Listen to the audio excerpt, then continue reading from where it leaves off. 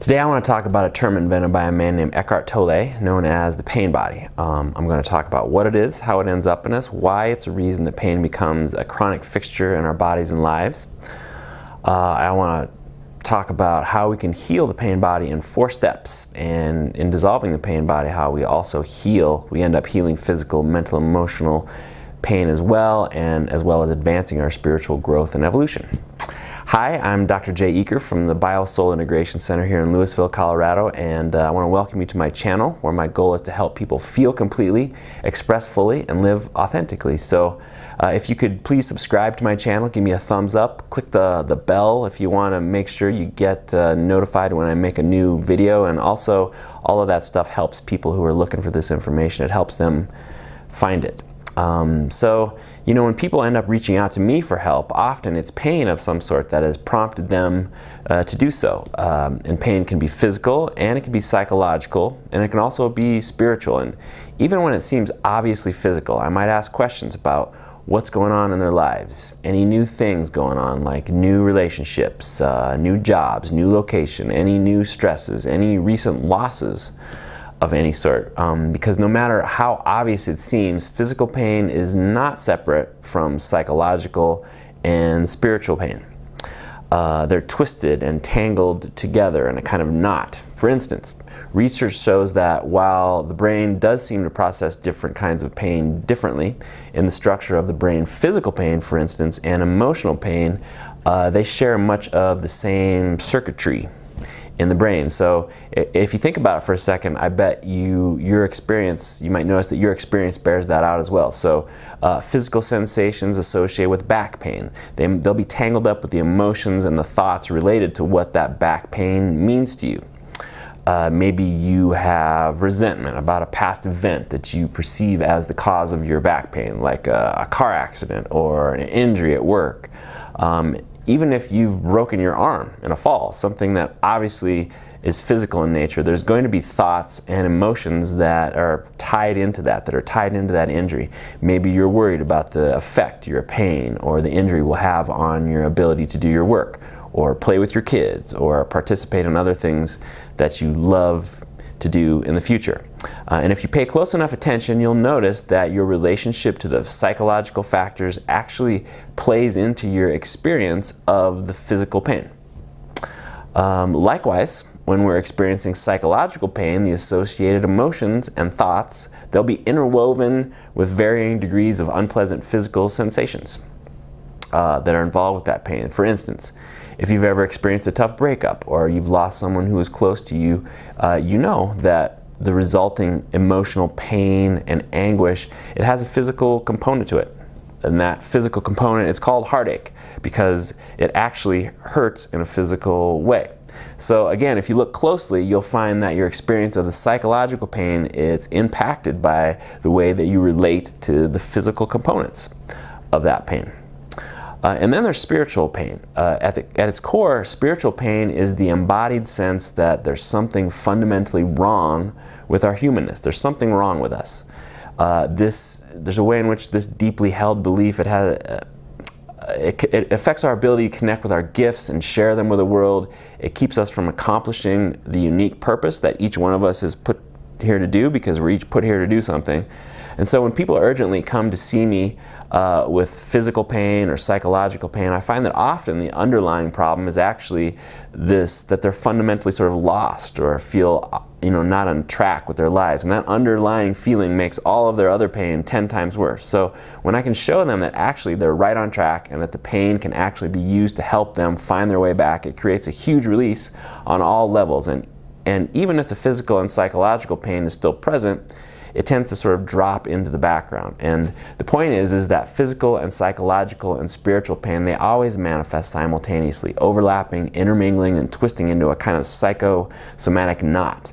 And that knot of tangled up physical, mental, emotional, and stagnant spiritual energy, that is the pain body.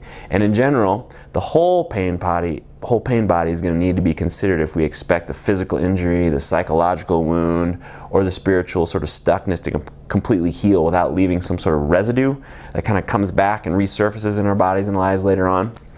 And so I'm curious to know if you've heard of the concept of the pain body. And if you have, please say yes in the comments. And if not, please say no, so I can get a feel for where people are at and what my audience is up to.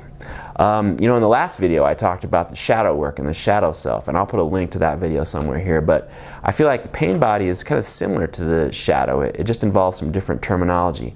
It also comes from a different kind of source. The concept of the shadow self and shadow work, it comes out of psychology and more bottom-up approach, where we're trying to pull ourselves through the darker, denser parts to achieve spiritual growth.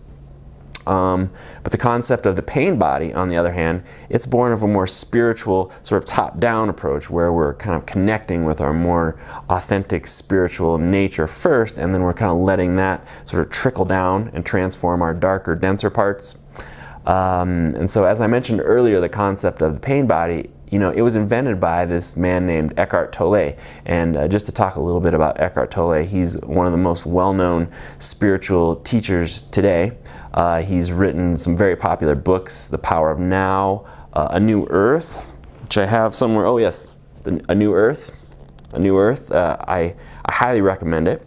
I had a ground-shaking sort of mystical experience myself while reading this book that sort of kicked off a huge change in my life, and maybe I'll talk about that, more about that in a different video. But anyway, Eckhart Tolle, he was a regular on Oprah. Anyway, he was kind of a big deal. But that wasn't always the case. As early as he could remember, he had always been consumed by fear and depression and negative thoughts. And at one point, when he was about 30, I guess, this pattern of depression and negativity, it really peaked out. And one night, while he was lying in bed in terror and depression, he thought, I cannot live with myself anymore. And that thought, it kind of suddenly occurred to him that statement implied that there was two of him. The one that was observing this part of himself, and then there was the him that he couldn't live with anymore. And that statement and that thought created just a little bit of distance between him and the part of himself that was in so much pain. And this space kind of triggered a significant sort of disidentification with the part of himself that he couldn't live with anymore, and an immense expansion of the other part, the part of him that was watching it all. And when he awoke in the morning, the constantly fearful, depressed person that he was before was gone. And in its place was this deep sort of mind-body silence that seemed to defy all explanation. He called it and referred to it as the peace that passes all understanding. You may have heard that term from the Bible. But some years after integrating this experience, Eckhart Tolle started to teach about the pain body, which he describes as a kind of entity that we're not conscious of, a semi-autonomous being that lives within us, and that being sort of feeds off the negativity and drama that's created by the pain body. So how does the pain body end up in us? Well, the way it ends up in us is a testament to why it's so unconscious. The pain body got installed at a time that's called pre-rational, meaning that there was no thinking going on, only feeling. And that's a hint to how to free ourselves from the pain body, and I'll talk about that a little bit later. Since it got installed during a time when we weren't thinking, we can't think our way out of it now. We can only feel our way through it. So starting while we were in the womb, the source layer of our nervous system kind of comes online. And I like to refer to this fundamental layer of our nervous system as the primal brain. The primal brain, it's very adept at feeling into our energetic environment, and its main concern is survival. And since we rely on the people around us, usually our family, for our survival, the primal brain is keen on matching the subtle energetic cues it gets from these people. And certainly we adopt some of their finer points, but we also adopt the unhealthy relationships that they have with important human parts of themselves. You know, things like fear and anger and joy and love and power and vulnerability.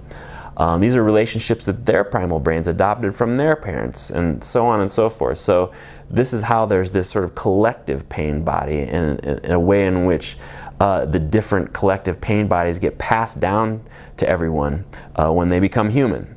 There's a familial pain body, a female pain body, a male pain body, a racial pain body, a cultural pain body, a generational pain body, a pain body associated with the country we live in, and of course there are others. But our very sensitive primal brains, they pick up on this, and it models itself after that out of a sort of perceived need to survive. One characteristic of the pain body is its preference for unconscious thought to keep itself, it uses unconscious thought to keep itself alive. And most adult humans, we are completely captivated by the stream of thoughts, the internal talk and images that move through our heads. And this is something that has happened over the last few thousand years as humans have become more and more convinced of the preeminence of thought, and as the collective body has gained more strength in us, in humanity. Consequently, we've developed an addiction to our thinking intelligence and an aversion actually to feeling our bodies. So if we don't have a connection and a felt sense of our own bodies, it kind of precludes us from connecting with the massive intelligence that sort of animates our bodies. And if we're not grounded in that intelligence, then we also can't access the deep state of being, the joy, the compassion, the love that goes with it. And when that's the case, we're likely to be tossed kind of to and fro, on the ocean of discursive thoughts and surface emotions that go with those thoughts. We're happy when things go the way we think they should go, and unhappy when they don't. We're pleased with ourselves when the external world kind of validates our worth, and we get down on ourselves when the external world kind of seems to not be responding so favorably to us. So all of the unfavorable things have thoughts and stories that go with them. Like we might say to ourselves, the world is against me. No matter what I do, I can't get ahead. No one wants to be with me, etc., etc. So there are also emotions that go with those thoughts, and emotion is more of a body-oriented thing. It's energy in motion in our bodies. But because we're kind of averse to feeling our bodies, that energy tends to squirt into our heads, and it creates more thoughts, which create more of the emotion and the sensation in our body that we won't feel, which creates more thoughts, and around the energy of that thing sort of getting bigger and bigger until it must be felt. And so we're kind of trapped in this cycle, and so there's all this unresolved energy moving in our bodies that we won't feel. This excess unresolved energy, it might manifest itself then as tension in our bodies, or defensive posture, or organ systems that aren't working like we'd like them to. It might manifest as illness of some sort. And the pain body, it feeds on all the negativity that's created by this. In fact, according to Eckhart Tolle, because of the pain body's need for drama, we might unconsciously even get into an accident, or we might manage to injure ourselves somehow. This sort of unconsciousness around the pain body, it leads to bad habits, addictions, otherwise unproductive behaviors that it uses to create negativity and drama in our lives, and then it feeds on that negativity. So, the pain body especially likes to use relationships.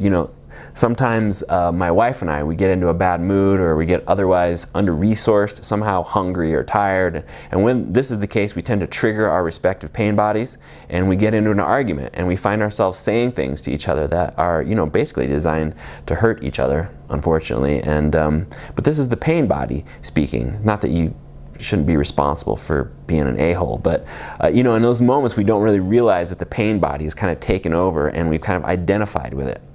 And then later on, after our pain bodies have sort of fed on all the negativity and they get full and dormant, we kind of find our hearts again, and it's like, what was that? How did that happen? So, within all the unsavory situations that we encounter, there's an opportunity to let our opportunity be drawn to our bodies and actually get present and feel the pain body. And this is the solution to freeing our bodies and lives from the pain body, because the pain body, it can't survive in a conscious environment.